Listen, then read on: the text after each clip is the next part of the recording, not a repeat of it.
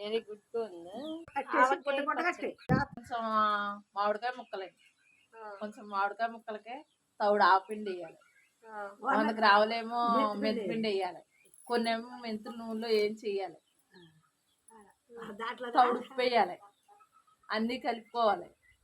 ఎల్లుల్లిపాయలు తౌడు వేయాలి, అంటే కల్లుప్పు వేయాలి, సాల్ట్ వేయాలి, సాల్ట్ తౌడు వేయాలి, తౌడు ఉప్పు, తౌడు ఆపిండి, తౌడు సాల్ట్, తౌడు ఎల్లుల్లిపాయలు, ఒక 100 గ్రాములు ఆఫ్ చేసుకుని